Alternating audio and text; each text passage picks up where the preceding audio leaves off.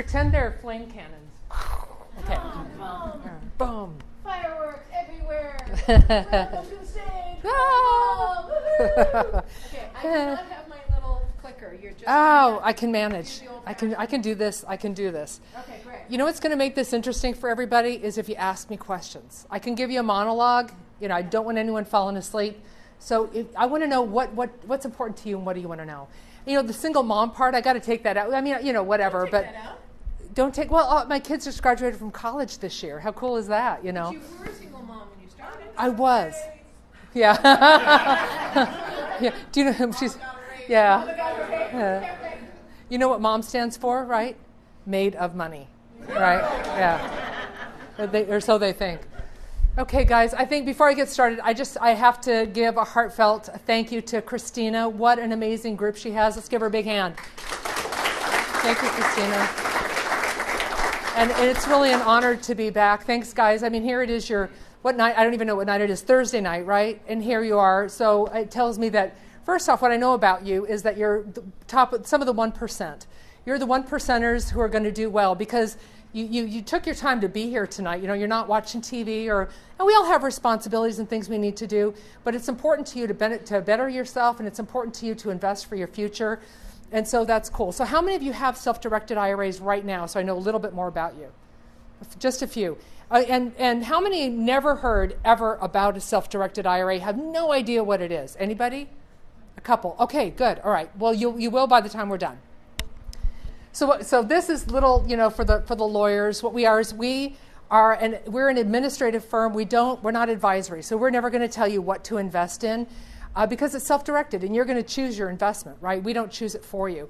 And we don't give you tax advice, but we get really close, and we don't give you legal advice, but again, we get really close. So we always say, if it gets too close, we say call a lawyer, call a CPA. But what we're here to do is teach you about how to use this tool so that you can retire with some serious wealth, some serious bank. So, Christina was asking you, how much money do you want? Do you know how much money it takes to have the seed so you can live off the harvest? It takes a lot of money. And guess what? We're going to live longer than ever. I don't mean to be scary, but isn't that great that we're going to live longer than ever? Kind of cool. So we want to plan for it, and you're here on a Thursday night listening to me, so I have a feeling that every one of you will make it. You won't be the person in line buying a banana for a dime, so that's sad. That's not you. So let's talk about how we get there and how we have a really great retirement. There's a huge deficit between what Americans have and what we need to retire, like a tremendous amount. So let's think about this. The average savings in an IRA is about roughly $100,000 roughly. That's pretty, 130, 110, around that area, 100, that zone. So if you have that much money and you're 59 and a half and you know for a fact you're going to live until you're 85 and a half, so you think, okay, no gain and loss, but I'm going to take even monthly payments every month until I pass away at 86 and a half, you're only going to have $400 a month to live on, right? So that kind of gives you an idea what you need to do, what you need to put away. Because if you're going to live in LA, that's not gas money, am I right? So you're going to need more than that. So how much? Don't tell me, but think to yourself of the number that you have in retirement right now. Think about that number. Have that magic number in your head. Just think about it.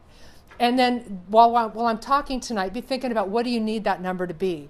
So what I'd love to help you do is take this tool and use it to go from where your number is now to that number of where it needs to be so you can retire in style. So as Christina was saying, there are trillions of dollars in America in retirement. And it's not just the IRA, it's the 401k, where you work, pensions, different kinds of pensions, which, by the way, a lot of pensions are underfunded, by the way. So if you have a pension, you better make sure you're taking care and self-directing your retirement so that you really do have money to retire on. You may not get 100% of your pension. There are all these different kinds of accounts, and altogether it's about $27 trillion in America. That is a tremendous amount of money. It's actually more than the national debt today. I don't know about next week, but for today, that number is bigger. So that's a tremendous amount of money. Why do you care? Why do you care there's 27 trillion? Here's why you should care. Because if you find a property you want to invest in, what do you need, Christina? You need other people, right?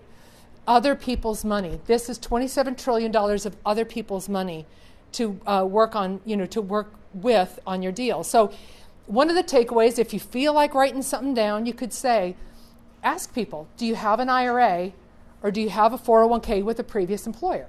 Because if the answer is yes, then you can take that money and there's no tax consequence to transfer it custodian to custodian into a self-directed IRA, and they can invest with you in your deal, okay?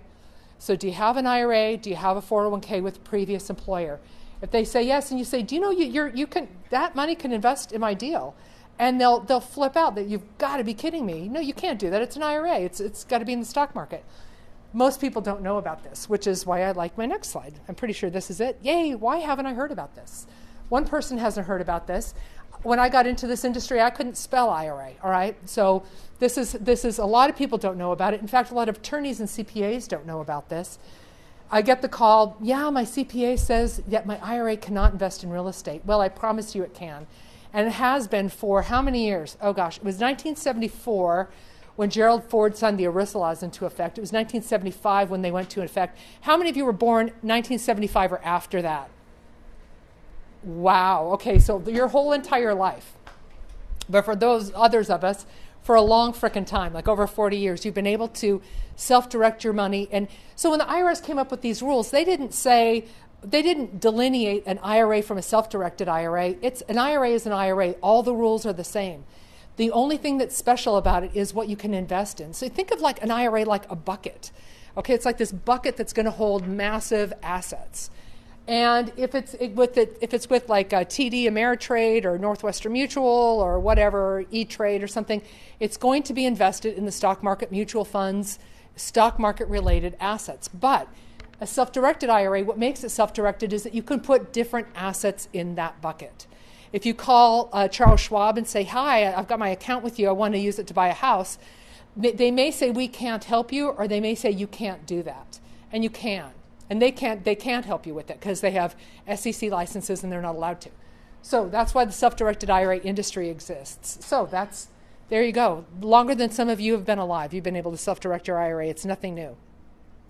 So we talked about what's the difference. The difference is just the asset that goes in the bucket. All the rules are the same rules for contributions, the same rules for taking the money out, the same rules for it growing tax-free or tax-deferred. And we'll talk more, but every kind of account has a different rules. So with the self-directed IRA, tax liens, apartment buildings, we're talking about multifamily, and private placements are huge, notes are huge, where your IRA is the bank and you lend somebody money, right? So say, for example, one of you had an IRA, and was say $5,500, not a lot. And you came to a real estate investment company, because by the way, $5,500 is the amount you can put in a traditional IRA if you're under 50 every year. So you've got that much money, and you come to a real estate investor club, and maybe they have haves and wants, or you're networking, and you say to people, hi, this is my name. I've got $5,000 in my IRA, and I'm looking to lend it to someone doing a flip who needs a little bit more money for their project. How many people do you think you could meet at these clubs that would say, that sounds real good to me because we've got to finish a sink and we're over a sink. We have to finish a kitchen. And it's like that's where my head's at is like kitchen sinks. But we can finish the project. We just need a little bit more. You can get involved in their deal. They close, and in escrow, your IRA gets paid back, and you do it again. You lend again and again, and you just build and build that small IRA. So even if it's small, you can still self-direct and really do something. So what about losses? I think this is important because when we lose money personally, we're investing, and obviously the game is to win, but sometimes you're going to lose, so we're going to talk a little bit about like what if. If you lose personal money, you get to deduct it the next year as a loss, and your tax person says you can, pay less in income taxes because you had a loss. If an IRA loses money, it just loses money. You don't get to write it off anywhere. So be so careful about what you invest in. It's precious money. You can only contribute so much. You're limited. So so you have to be real careful with it. And how do you do that? It's called due diligence. And that involves, of course, checking out the deal up front. So say, for example, my IRA is going to buy a house. So what do I want to know about that house? I mean, I'm asking rhetorically because I'm going to tell you, but you guys already know because you're doing it. But I want to make sure, does the seller have the right to sell that house? Do they actually own that house? So how many people, when they're buying a house, do a title search and make sure that person is the seller? You know, you want to make sure, right? Well, you want to make sure on the back end that not only that after you're done with the deal, you also want to make sure, did that deal get recorded? Here in Southern California, there was somebody who ran a real estate investor club, and we were talking about this the other day, and they were having a lot of people invest in the same house, put 100% lien on the same house. And so all these people trusted them a lot, and so a lot of people said, sure, I'm in, here's 100% LTV on the house, here's my loan, and they didn't get recorded because they were so trusted, people didn't bother to do their due diligence on the back end. So I don't care if it's your mom, make sure that it gets recorded on the back end too, right? And so you have to be super careful. And you know, there's business, there's people you love, and then there's like a social persona for everybody and a business persona for everybody. What are their ethics? How are they going to come through for you? So always be super careful and always do your due diligence, because if your IRA invests and loses, guess what? You don't just lose money, and you also don't just have to write it off. You can't write it off, but you have to give us a valuation proving that you lost money. You have to have pay evaluator. It's like $600. Write a report to prove that that's a zero value asset. Oftentimes, you know, unless we can get other, like bankruptcy papers or something like that. So it's insult to injury. So just with the self-directed IRA, what I like to think of it's like a game that you want to play to win. And I know a lot of you are type A's in here, and if I told you we're playing a game, you would want to frickin' win that game, and you were going to win that game. So I'm going to tell you what the rules are so you win the game. Number one, do your due diligence so you win the game, all right? So we'll talk more about some of the rules. And that includes limits. So when the IRS created these, they didn't say what you can invest in. They didn't say you have to invest in a mutual fund. They didn't say that. They only said what you can't invest in. How clever of them. So they said you can't invest in life insurance contracts and collectibles. So no fine wine collection in your IRA. I'm looking at you. No, I'm just kidding. No, I'm looking at Deborah. And but no, you know, I guess too many wine collections turned into bottle collections, and they were worthless. But other things are collectibles, like diamonds are collectibles. Isn't that interesting? Somebody asked me yesterday, could his IRA invest in a Rolex? I said, no, it's a collectible. Some collectible cars, you know, and even a lot of coins are collectible, but there are coins of a very high purity that your IRA can invest in, and those are, the IRS defines what coins can go into an IRA. So those are the rules. Everything else is cool in an IRA. And now another exception, though, this is what the IRS says, but an exception is an S corp. Your IRA could make a loan to an S corporation, but it's not going to be a shareholder, because S corps don't let non-humans be an investor, you know, be a shareholder. Okay, so that's S corps, life insurance contracts, collectibles. That's what the IRS says. Now, on another level is what the custodian will say is and is not administratively feasible. Do you like that? Like, what does that mean? Administratively feasible. Who do you think came up with that? Did someone say a lawyer? Yes, it was a lawyer. A lawyer. A room of lawyers. And they came up with that. Not administratively feasible, because you don't want to say it's a bad asset. That's advice. But it's a business decision of the custodian to say what assets they will and will not hold as a business decision. That's their business. For example, your IRA could invest, how would you like this, a herd of cattle. How would you like to have a herd of cattle in your IRA? You could, livestock, right? It's an asset. And you're not going to have any, so we'll tell you what the rules are. But can you imagine how smelly that is to custody a whole herd of cattle in the office? You know, no, but we don't custody that asset. But there are self-directed IRA companies who say, hey, look, I want to invest in a racehorse or something like that. And they say, okay. But we say, not here, not administratively feasible. Of course, they're going to charge you quite a bit to do that. But if that's what you want to do, if you've got a racehorse, you better expect to pay some money, right? And if you have a herd of cattle, you have to feed them, so they're expensive.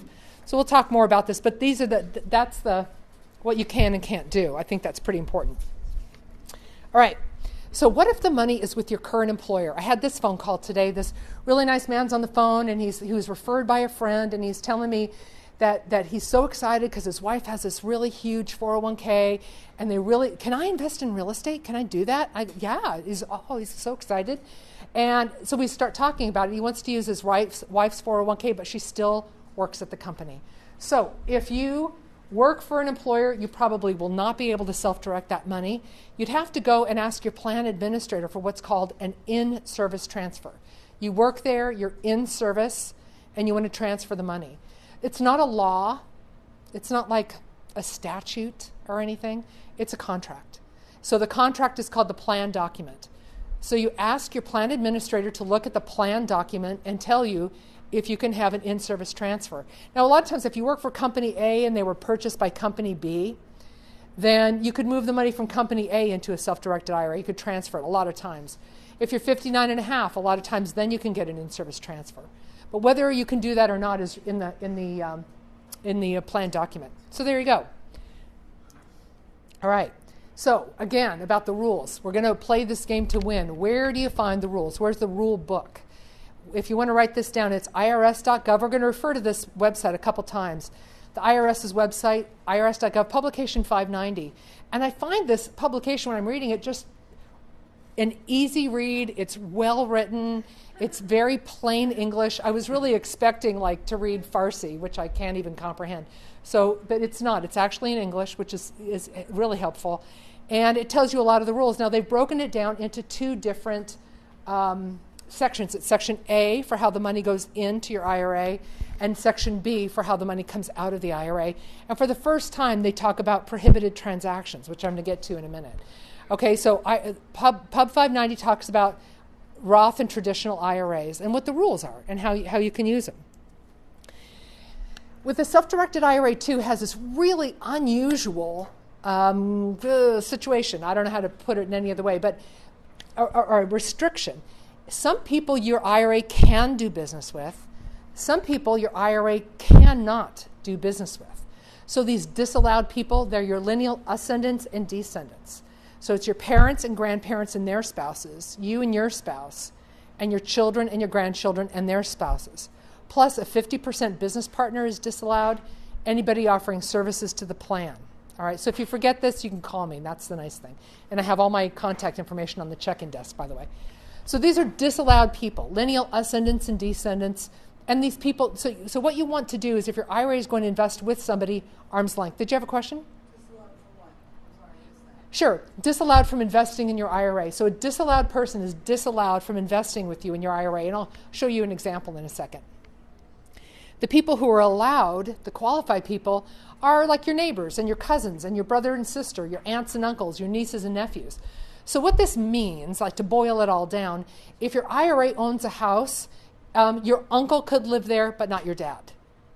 Your nephew can help you, do hammer the nails and hang the drywall, but not your son. How do you like that?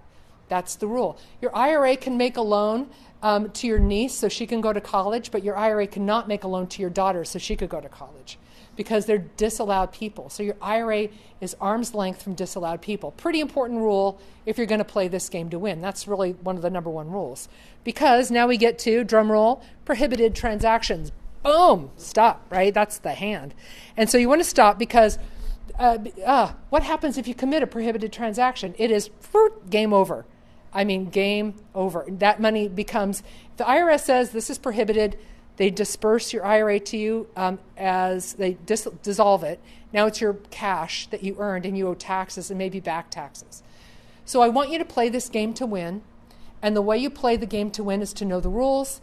And if you're forewarned, you're forearmed. And you'll do really well with this. So when you've got a deal, when someone calls us and says, hey, I'd really like to invest in this real estate, we're going to talk to you for 20 minutes. We're going to say, tell me about your deal. Who are you investing with? Where's the deal? What are you looking to do? What's your value add? What are you thinking of? Oh, well, yeah. So, I really want to buy a lake house and I want to live in it and I'm going to do all the work. You're disallowed to your IRA and you can't do that. So number one, neither you nor any of the other disqualified people, right? The people who are not arm's length, none of them can benefit today from your IRA. IRAs, 100% are about later. They're about retirement. And anybody who is 65 or in their 50s or 60s is realizing how close retirement can be and how fast it happens. So if you're in your 20s or 30s, it's that's forever. Well, it's not. It'll happen to you too. So remember that everything you're doing now is for your future self, and your future self will thank you if you do this. If you invest in a Roth, it's tax-free for life. If you invest with a traditional, the money is tax deferred. How'd you like to sell a house, not have to pay any income tax on it until you are retired and you start to take the money out to live on? Pretty cool, huh? Tax-free. But if the disqualified person can't benefit today, so that's why your IRA can't lend money to your wife so she can start a business, because it's for today and it's a disqualified person. And I have some examples, but I think you get that. The second thing is we kind of already covered it, but your IRA doesn't do business with disallowed people. Keep it arm's length. Always think arm's length. That'll help you win. And just like arm's length. There you go. But this one is, I'll explain this. This is where most people get caught up. But here's where these things are written. They're called prohibited transactions. They're in the Internal Revenue Code, which is IRC 4975. So again, if you're a rule book kind of person, you just love to look up the rules. They're right there for you on the internet. IRC 4975 describes prohibited transactions, things you can't do. So it says a disallowed person, again, it's ascendants and descendants, you and your spouse, and any 50-50 business partner, anybody offering services to the plan, can't provide goods, services, or facilities to the plan. Like, what does that even mean? It's so gibberish-like. So what it means is that, for example, you're disallowed to your IRA. You can't go swing the hammers, and you can't hang the drywall, because then you're get this. It's called an overcontribution of sweat equity. Do you love that? Right? They tax you when you die. They tax you when you sweat, so you can't do that. So if your IRA owns a house and the lawn needs to be mowed, could you send your son to mow it? No. All right, so we had this really nice person, this account holder, so excited he's going to buy in a house, super excited. So he finds a house. This is a couple years ago. He found a really great deal on it, REO time. And we're flipping through the car for him, making sure everything's vested correctly, looking. And of course, it's like like an encyclopedia. But we get to the end and we see, wait a minute, his name is Garcia. And so is the broker, is Garcia. So maybe they're related, maybe they're not. So we call him on the phone. Hey, we happen to notice that they're the same name, that your IRA is buying this property, but it looks like someone related to you maybe is the broker. And they go, oh, yeah, that's my dad. Game over. Well, see, but he hadn't invested yet. So all they had to do is just change brokers. That's all they had to do. They could still buy the property. But not only did the dad want to offer services to the plan, he also wanted a commission. Right? So it breaks two prohibited transactions. That's so common, because if you're going to do this with your cash, you're going to be doing that kind of deal all day. Of course you're going to use your dad as the broker, because then you can kind of double end it in the family and you can make the most money and maximize. And investors are smart people, always making it happen. But you can't do that in IRA world. It's a little bubble with special rules, and you're not doing that. So if you're going to play this game to win, you're just going to follow these rules. And if you forget, you call us. Hey, I'm looking at this deal. Well, tell me about it. So I was speaking at a Norse Group brunch. Christina was mentioning that. I was in Temecula, and I'd been speaking earlier in the week to this really nice couple. And they'd opened what's called a checkbook IRA. Have you ever heard of a checkbook IRA? I'll explain it in a minute, but it's what it is. But so husband and wife each opened an IRA-owned LLC, a checkbook IRA. And they show up at this brunch, and so everybody's cleared out, and we're sitting there talk for about an hour, and they're telling me about their deal, and oh my gosh, you should have seen their penmanship. Oh, it was like they're architects. It was so beautiful. You just wouldn't look at it. And everything they're so organized and everything. It's just, they have their plan, they're doing it all right, and they start telling me about their asset. That's so important. So listen to this. This is a prohibited transaction, and it blew their mind. They're so excited. They're telling me all about this awesome commercial building they found in Barstow, and they got this great deal on it, and it's this and that, and they're going to do this and that. And your IRA, all expenses of all the improvements, your IRA pays for all the improvements, so they've got all that planned out. They know exactly what they're going to do. They're doing it perfectly. And so we're hearing about the building and what it does and how they're going to do this and that. It's going to be worth so much money. And then right at the, it's like, oh, well, it's great to meet you. And they go, yeah, and it'll be so great because we own the business. We own the building next door. And they're like, okay, bye. Wait a minute. You personally own the building next door? Why is that prohibited? Right. If they improve building A with their IRA and it increases the property value of building B that they personally own, didn't they just personally benefit from their IRA? They received personal benefit.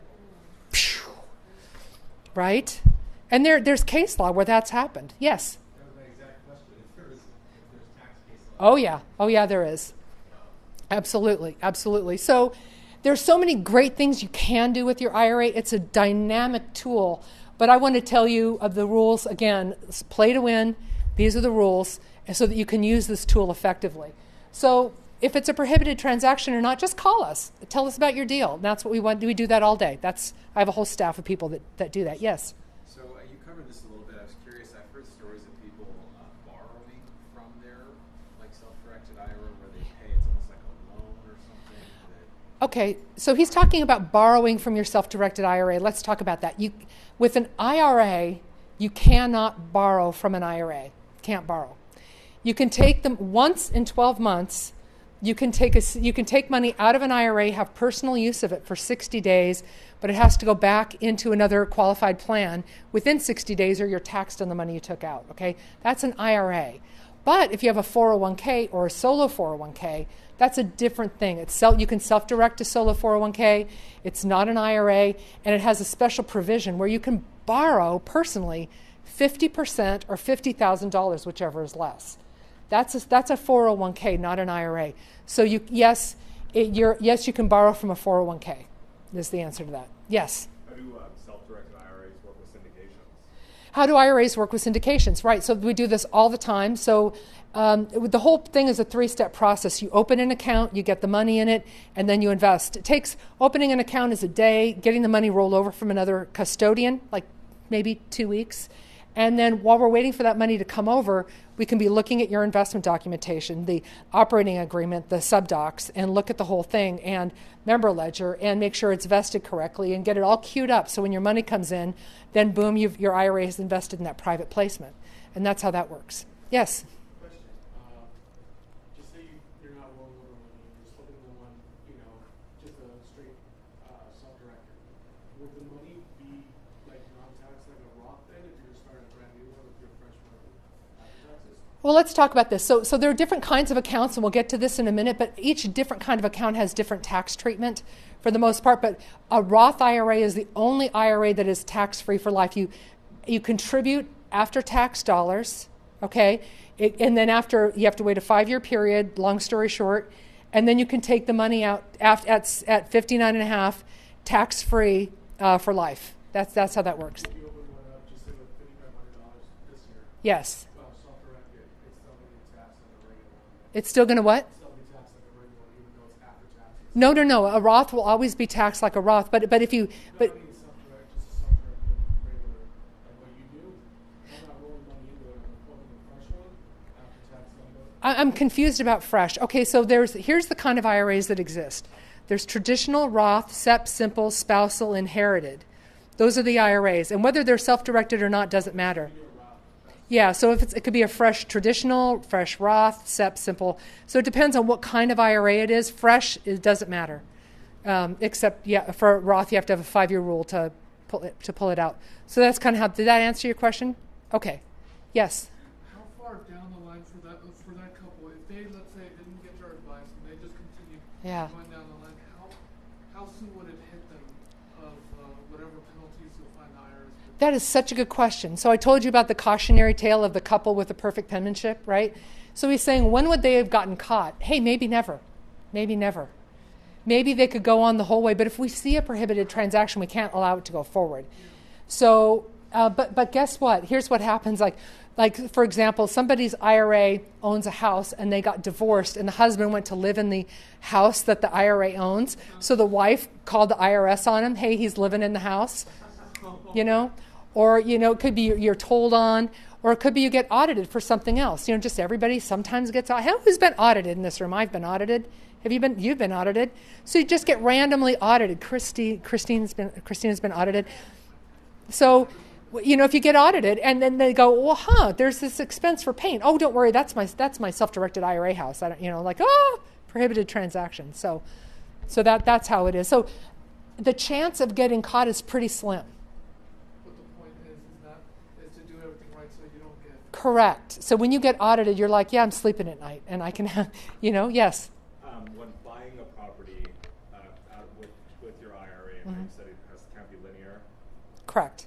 Can someone just quick claim deed that to a different family member before you actually purchase it with? You can, and then you get caught, and then they say, and then you're going to have to explain to an IRS auditor. So don't try and play fast and loose with the IRA. Your personal cash, man, do it all day long. You know what I mean? Live on the line with your own personal money, but this is precious money. Don't do that. It's just the chance of getting caught is pretty slim, but at the same time, again, don't do it wrong. Do it right. All right, so let's keep going so we can get out of here. So so the point is that if you're going to play a game, you need to know who are the players, who's on your team. Number one, you are on your team. You are driving the bus. It's a self-directed IRA. What you need to do when you have a self-directed IRA account, you need to log in and look at your account. You need to log in and make sure you got your payments from maybe you lent money, your IRA lent money. Did your borrower pay you back? Go online and find out. Your IRA owns a condo. Did your renters pay their rent? Go online and find out. Do you need a monthly statement? We only keep them for 2 years, but we got a PDF, so download them and save them every month. Make sure that you know what's happening inside your account. It's a self-directed IRA. You're doing this yourself. You are the financial advisor, okay? You're driving the bus. The other thing, too, is you're selecting the asset. You're doing the due diligence. You're making sure it's not a prohibited transaction. We're here to help. But if you commit a prohibited transaction, the onus is on you.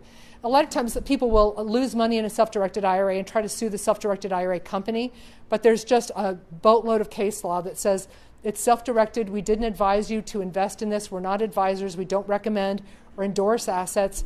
This was your choice, and we provided administrative services to get your money from here to there so that you could have this tax protection. And we didn't tell you to invest in it. Okay, so you are the number one important thing about a self-directed IRA. That's why we're uDirect IRA Services, except it's just a U, to make it short. Okay, then there's your IRA.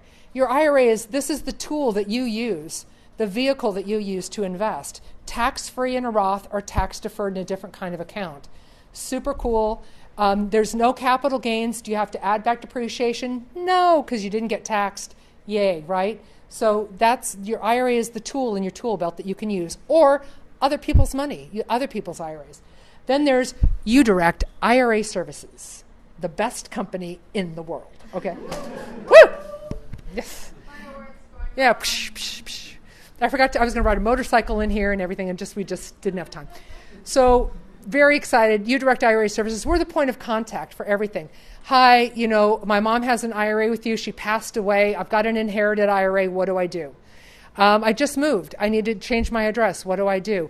I'd like to invest in this thing. Can we talk about it? Yes. How do I set up a self-directed IRA? All these questions, whatever you need to know, we're the point of contact for everything from the inception of the IRA until you pass away and it goes forward to your heirs. We're there the whole way. And then when I started the company in 2009, I enlisted the services of a trust company custodian, and they hold the money. So these are all the players in the game so that you can play to win. You are the most important part. Alrighty then. Okay, so we're going to talk about buying real estate with an IRA. Wow. So buying real estate, first off, right? Is anybody in here never bought a piece of real estate?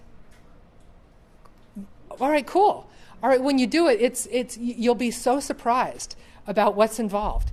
But it's a process, and most of the people that you're working with have done it for years, and they'll hold your hand and they'll walk you through it. But a lot of times, when you're buying real estate, you know that there can be, a termite inspection, or the foundation, or there's a problem, or it needs termites, whatever. There's always something. That's real estate. That's what you're dealing with. That's the animal you're dealing with. But if you want to get one into an IRA, well, we know how to get stock in an IRA, right? All you do is you just call up your financial advisor, or you go online, put stock in. But to get a house into an IRA, first you got to open a self-directed IRA. I mean, it seems like so obvious. But if you think about it, this is what happens. Like, okay, today's Thursday, but almost every Monday morning I got the call. Yeah, Kaaren, this weekend, we found the best house. We're so excited. Yeah, we put an offer on it. Yeah, okay. Oh, no, okay, all right, let's back this up a little bit. If you put an offer on a piece of property, can your IRA buy it? Because you have an interest in that property. So you have to back out of that deal, open a self-directed IRA so your IRA can make the offer. What?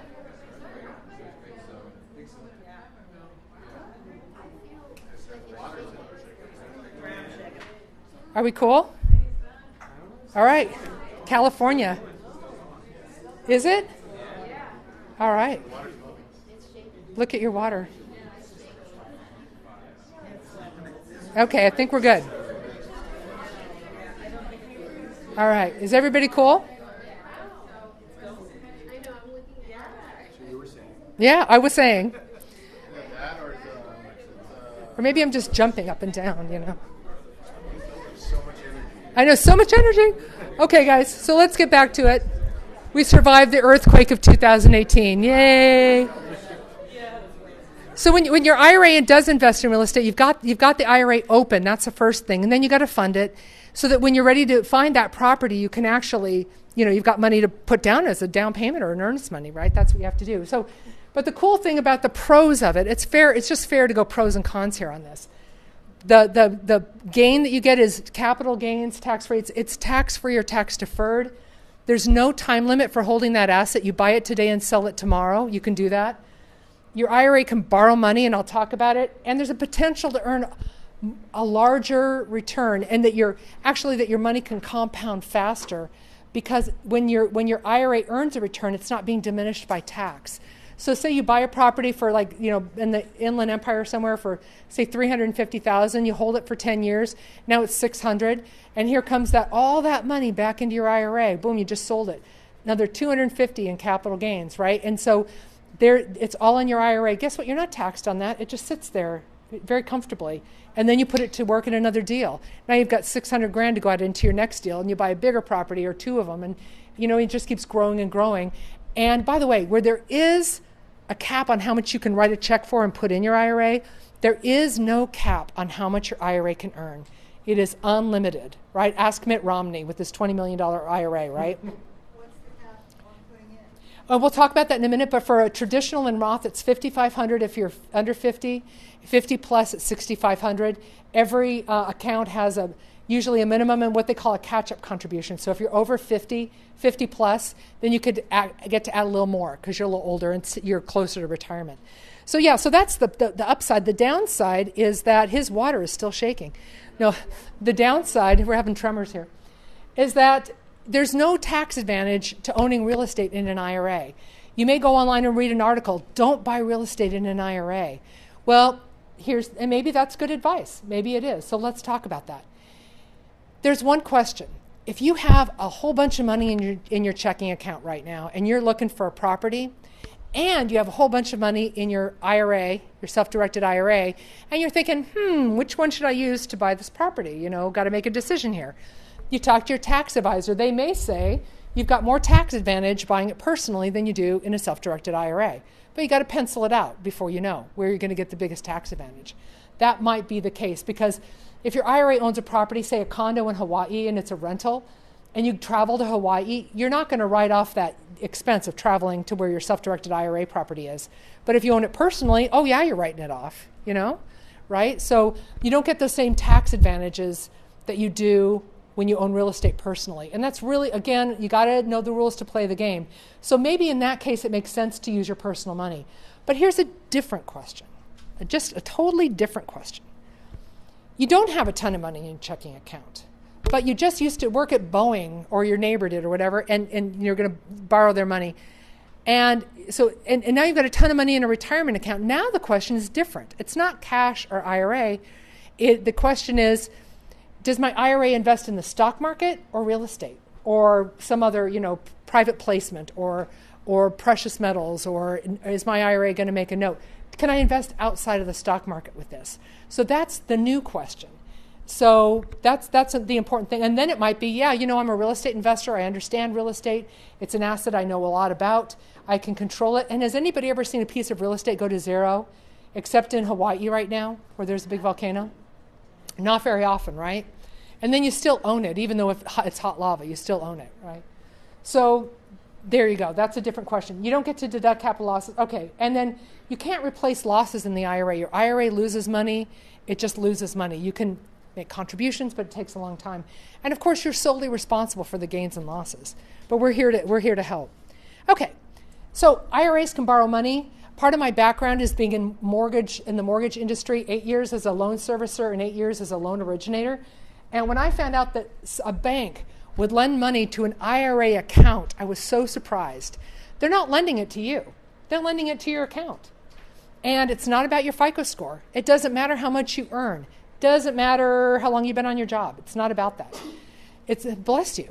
It's a non-recourse loan. I have a list of these special non-recourse lenders I'm very happy to share with you. It's not people we endorse, but it's people that we can share with you, bless you again, for your benefits, a list that we can share. So non-recourse lenders. They're going to look at the property, its location and condition, those basic things, but mostly they're going to look at the cash flow. And sometimes they're going to want to see, actually that there's a rental agreement in place before they'll make that loan. Okay? A non-recourse loan. So what makes it non-recourse is that if it were to default, they can only come against the subject property, not against any other assets in your IRA, and also not against you personally. Yay, it's a loan to the IRA. All right. And the rates are pretty, even with the market. It's because usually you have to come in with a much bigger down payment. The LTV is going to be, 60-40, 50-50, something like that. A lot of times they're going to want to see more skin in the game before they'll lend, all right? And, yes? Skin in the game and equity? That's equity is skin in the game. But equity, like an ARV or something when you're buying a house? Sure, yes. Well, that's what you would ask a non-recourse lender about, what they're going to do. And we don't provide that, but sure, they'll look at all these. They're going to underwrite a loan like every underwriter underwrites a loan. It's going to be on risk. And I'm sure all those things would factor in, Okay, so larger down payment, but you can't personally guarantee a loan to your IRA. No personal extension of credit to your IRA because you're disallowed to your IRA. So no personal extensions of credit. Keep it arm's length. Now here is the big but. You can have your IRA borrow money, but it can lead to a tax. How many people knew an IRA could be taxed? Oh, what? Tax? That's supposed to be tax-free or tax-deferred. 2 exceptions. If your IRA borrows money, your IRA will pay UDFI, unrelated debt-financed income tax. How do you read about it? You talk to your tax advisor. You look up irs.gov, that website again, publication 598. Yeah. Did you have a question? No, I'm just trying to figure out. Okay. And so unrelated debt-financed income tax, your IRA borrows money. So here's an example. Your IRA buys a house, say it's $100,000, and the rent on this property is $1,000 a month.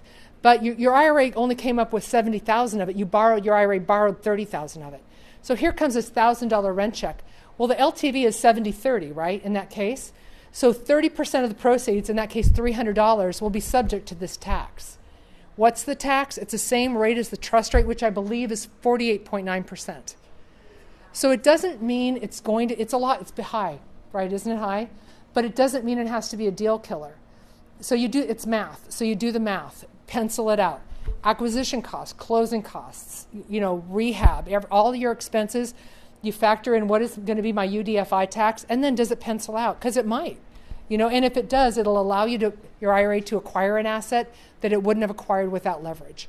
So it could still be a really good deal, but you have to file what's called a 990T, which is like you and I file a 1040, your IRA will file a tax return called a 990T.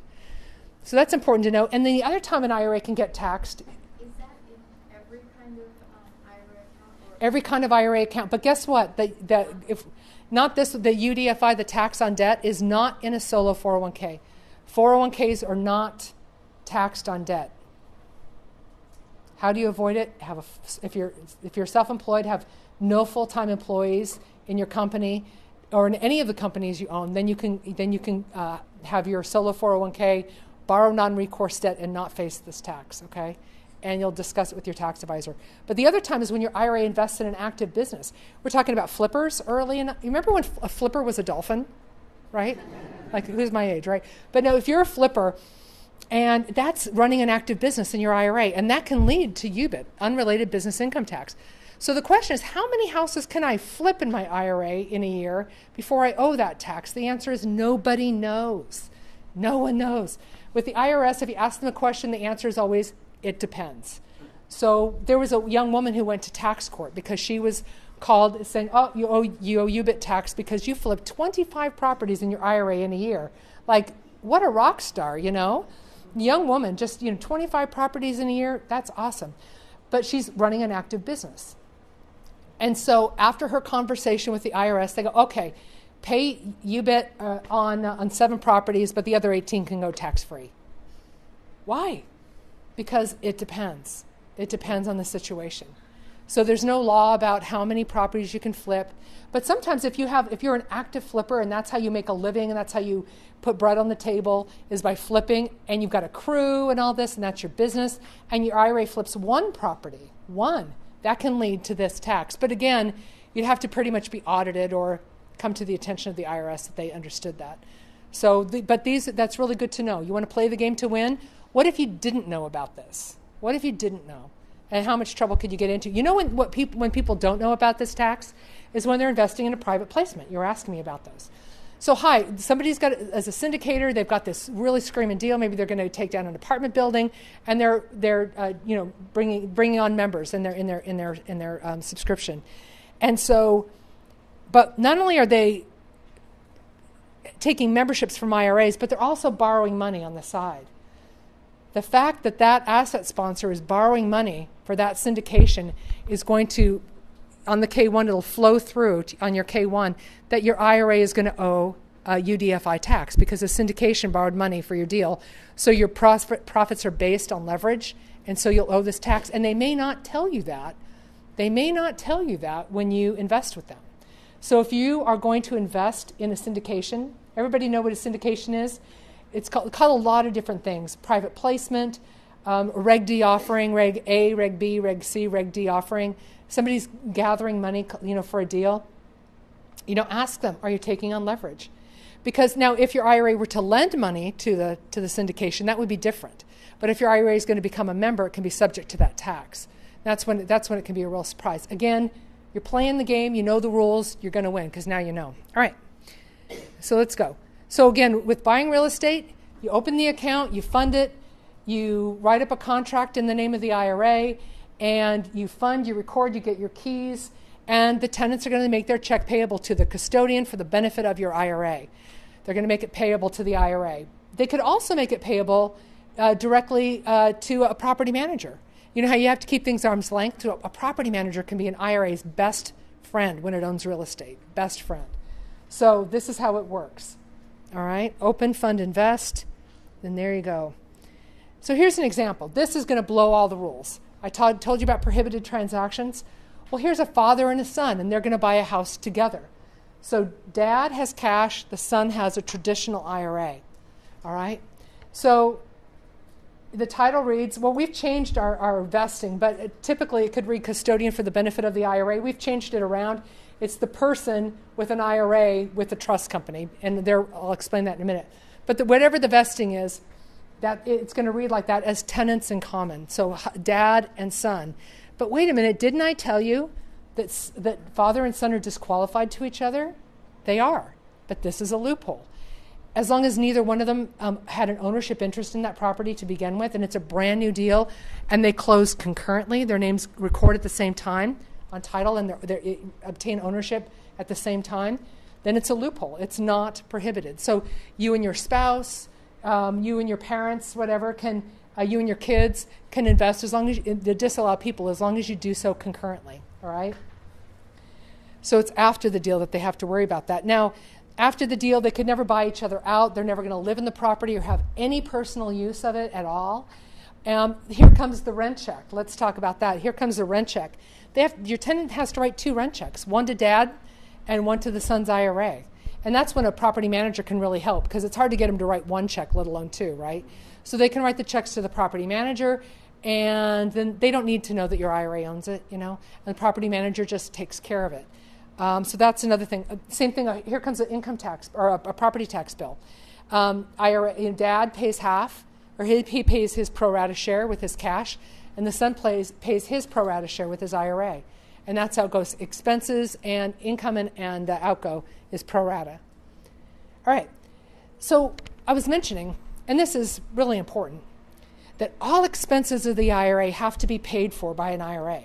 So if your IRA owns a house and it needs a new roof, can you get a home equity line of credit on your private home and put a new roof on that house? No. That would, at best, it would be an overcontribution to your IRA, but at worst, it would be a prohibited transaction, benefiting your IRA, personally benefiting your IRA. So you can't do that. All the expenses have to be paid for by the IRA. If you go to Home Depot and you buy paint to paint your house, should your IRA pay for it or should you pay for it out of your pocket? No, let the IRA pay for it. We can do that. So what if your IRA runs out of money? Here comes a property tax bill. There's not enough money. What are you going to do? First, you can contribute. That's pretty easy. Write a check. It depends upon your age, your income, and your account type, how much you can contribute, all right? You can liquidate other assets in the IRA. You can move assets over from a different IRA into this plan. You could bring on a partner, as long as they're not disqualified. Borrow money. The IRA could get a loan. And if all else fails, you could sell the asset. So if you get into the situation where your IRA needs to pay for something and there's not money, and you can say, oh yeah, I remember Kaaren told me there are 6 things you can do, and we'll remind you of it, but there are these 6 things. Now, I did mention the IRA-owned LLC, and I want to go through this real quick. Not every self-directed IRA company will let you have one of these. Because they're kind of risky and the IRS doesn't really particularly like them, you're supposed to have a custodian between you and your money. But in 1996, there was a case called Swanson versus Commissioner, and long story short, it allowed this to happen, where your IRA can open what's called a special purpose LLC. It's not like the kind of LLC that you would use to open a company. It's not the kind of LLC that you could get on LegalZoom.com. It has special language, and it's a pass-through entity. So what that means is you're not going to file a tax return on it. It's going to be a pass-through entity, but it's a tool you can use, another tool in your tool belt. All right, so it's still usable, and we allow it. Yes. Can you use a Roth IRA to do the same thing? What you've been saying so far? You can. Yes. He says, can you use a Roth IRA to do all this? Yes. You can use a traditional, a Roth, a SEP, a simple, a spousal, or an inherited IRA, or solo 401k. It applies to everybody, all across the board. So what happens is your IRA pays for the formation of a brand new special purpose LLC. The IRA buys 100% of the initial units, so the money goes from the IRA into the LLC's checking account. Now the IRA owns an asset called this LLC, and the LLC has the money, and you get to write checks and do things. But guess what? Now the deals aren't passing through our eyes. Like my architects with the perfect penmanship, they had LLCs, and they could have done this if they hadn't talked to me. They probably would have gone ahead and done that deal. These things, it's a powerful tool. Which reminds me, do you ever watch Spider-Man?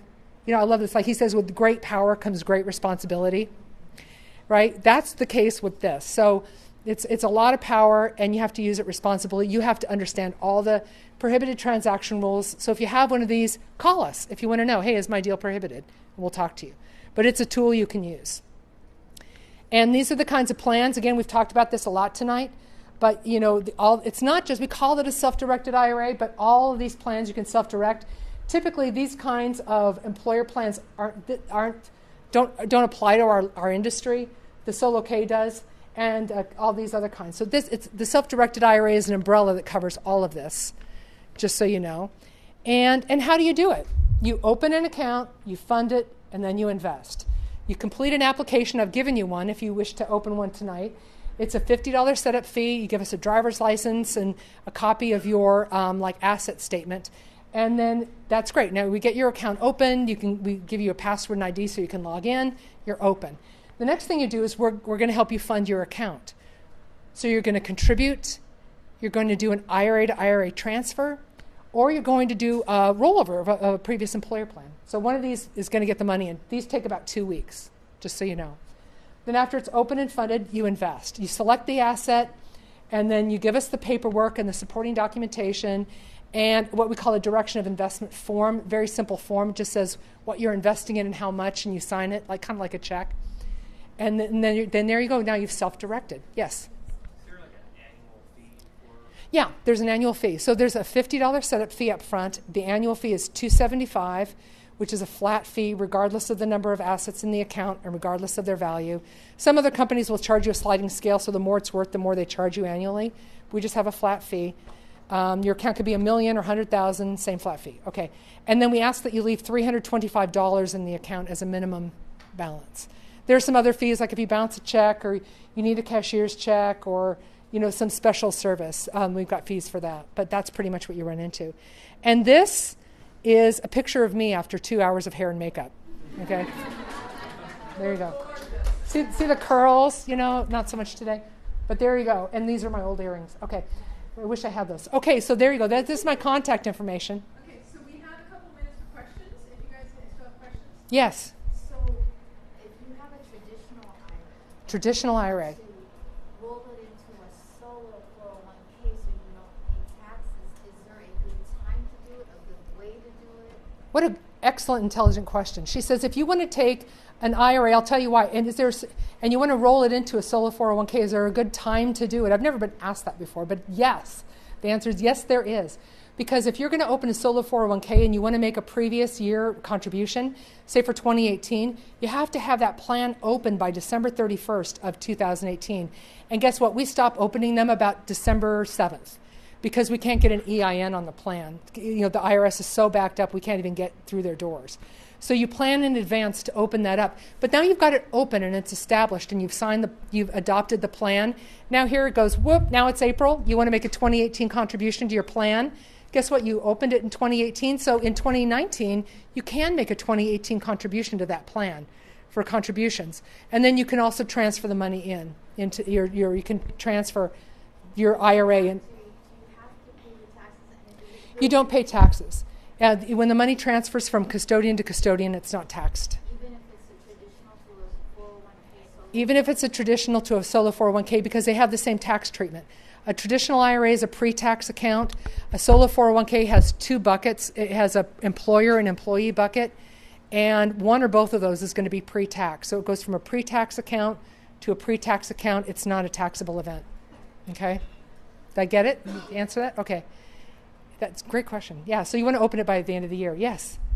What's the advantage of the checkbook IRA, the LLC IRA? Yeah, the IRA-owned LLC, why is it advantageous? I think it's if you're going to invest in syndications, you don't need an LLC to invest in an LLC, I don't think.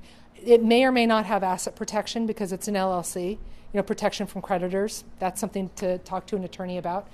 But say, for example, I had someone come in the office the other day and he wanted to invest in tax liens. Wow, anybody invest in tax liens? They're awesome. It's like say the city of Pasadena has all these taxes that they can collect from everybody, but they need a liquidity event because they need some money right now. So they sell their tax liens, the tax bills, pennies on the dollar. Now they're paying their property tax to you. How do you like that? Because you bought a tax lien. So these tax liens, a lot of times, are small, and you could have like $40,000 and buy a lot of tax liens. So they're very transaction intensive. And our fees are low, but after, we would charge you $10 a check, to write checks out, but mostly it's incoming. The first 12 incoming checks are free, and after that there's a $10 fee. So if you have like 40 tax liens and you're getting 40, payments every month, that's a lot. So if you have an IRA-owned LLC, you'll probably save some money. That's one way. Also, if you want to buy properties at auction, you just can't do it with a self-directed IRA normally. You have to have the IRA-owned LLC because you can't win an auction and say, yeah, I'll come back in 3 days and give you the money when I get it from my custodian. That's not going to work. They want you to come up with cashier's checks right there, right? So I think that's what I've noticed. If you're going to make a lot of offers on property, that's a time when it makes sense to have an LLC, and it may or may not have some asset protection. So just to clarify, then with the self-directed that you were talking about with custodian, mm-hmm. you then have to go through the custodian in order to cut checks and correct and get things moved. With the LLC IRA, the IRA has funded a bank account for the LLC. Yes. And that LLC can then write and receive checks. He gets an A. Precisely correct. Yay. That's exactly right. Okay. Yay. Thank you for listening. Do you deal with the LLC IRAs? Yes, we do allow them. And some custodians don't. We do. We do today, but who knows? The IRS could disallow them. But right now they're allowed. So there's that. Let me ask from somebody who hasn't asked yet. Yes. Question. So Yes. Somebody says, I have money in my 401k. Yes. An IRA, self-managed IRA. Yeah. They invest. It sounds like what you were saying, there's not a lot of tax advantages. They kind of get taxed regularly. They kind of lose some of their, or the expenses that go, the regular, if we take a, I guess what I'm trying to say is, let's say we have some money raised. And you're going to borrow money. Yeah. They're not going to raise 100% of Right. money. So my IRA lends your syndication money. I don't become a member. I lend your. I come in as it's debt or equity, right? So I come in a debt position and make a loan. But if I'm in an equity position and you borrowed money, I'll pay UDFI tax. So the way to do it then would be as a debt position. Yeah, yeah. And a lot of times you'll see people advertise their syndications as debt-free syndications. It's because they're talking to self-directed IRA holders, and I'll go deep on that for a second for you. Something to talk to your attorney about. If you're going to raise capital and be a syndicator, ask them about the plan asset rule that has to do with using more than 25% of the money being IRA money. Then you're considered a fiduciary and you have some responsibilities. So make sure that you understand the plan asset rule when you're raising capital from IRAs. Again, play to win. Know the rules before. What if you didn't know that? What if you had 50% from IRAs and oops, plan asset rule? All right, got a question in the back. No. But you want to talk to your syndication attorney who created your offering, and they'll help you with that. Yes. So when you say you hold all the money in A trust company, yeah. Okay. Does that mean that it's anonymous? I mean, does that mean that people can't see who owns or who No. owns it? Okay. It doesn't. No, it doesn't. You log into your account. You can see your account. It doesn't. It's not anonymous. It's just like banks and trust companies. The way they make money is they take into. Yeah. Okay, if somebody wanted to sue you, could they find Yeah. your IRA in here? So that's a different question. Is your IRA protected from creditors? Is that your question? Yeah. Okay. Would Well, they be able to find it? yeah, probably. Probably pretty easily. In California, an IRA isn't protected. A 401k is. We call it the OJ clause because how did OJ Simpson have all his NFL pension and all that? That's because it's called the anti-alienation provision in a 401k. That it's protection from creditors for a 401k, a pension plan, an employee plan. An IRA doesn't have an anti-alienation provision. Now, maybe if it was 401k money and you rolled it over in California, you might have some protection, but an IRA doesn't have that protection. It's at the discretion of the judge who's making the decision. Like, say if you're 65 and you really need that money, they may protect your IRA, but if you're 30, they may say, yeah, they've got 35 years to earn this money back, so they may let it go in a judgment. So, yes. Title holding Well, I'll tell you what, we stopped allowing trusts, so because of complications with them. So we'll just kind of leave it at that. But yeah. Nope, no trusts. An IRA is like a trust, by the way, very similar to it. But yes, go ahead. Quick about what you just said about how an IRA is exposed, whereas a 401k is not exposed Right. to lawsuits. Another self-directed company I've spoken to, they're a Florida company, had said that they were protected, but they may not. Is that particular to California? Yes, it's particular to California, and it's different in every state. And by the way, a solo 401k, it's not an employer plan. A solo 401k does not have an anti-alienation provision. It's a solo because it's for one person. It's not an employer group. Okay. So both of those. Yeah. So confirm all this with your attorney, since I don't give tax and legal advice. But there you go, little caveat. Okay, guys. Any other questions? I'll tell you what. If you've got questions, I'll stick around. I think Christina said something about buying me a drink, so I'm really excited about that. Thank you. Nice to see you.